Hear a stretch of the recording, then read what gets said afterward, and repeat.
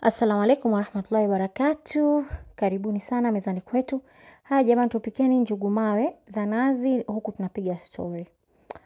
Inaeleweka kabisa kwamba kwa sisi Waislamu na ni kitu kinaruhusiwa kabisa kuwa na ndoa zaidi ya moja. Lakini this is a quick reminder kwa ndugu zetu wanawake wenzangu ambao mnaingia katika ndoa za wake wengi. Miongoni mwa red flag ambayo usiipotezee ni endapo huyo mtarajiwa wako tayari ana familia yake, lakini anakueleza mapungufu ya mke wake aliyokuwa ndani. Huwezi kuwa mzuri wala mwema kuliko mke wake aliyokuwa naye ndani. Okay?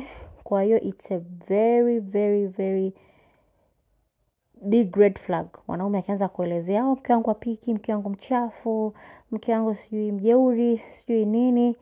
Yaani be alarmed kwamba huyo sio mwanaume ambaye atakuwa mwadilifu kwako. Kama ambavyo sio mwadilifu kwa mwenzio, basi hawezi kuwa mwadilifu kwako na hivyo hawezi kuwa mume mwema.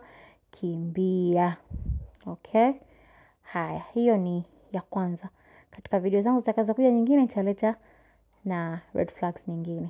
Kwa kama unavyoona njugu mawe ziko tayari na sisi tulikula na chapati. Karibuni sana mezani kwetu.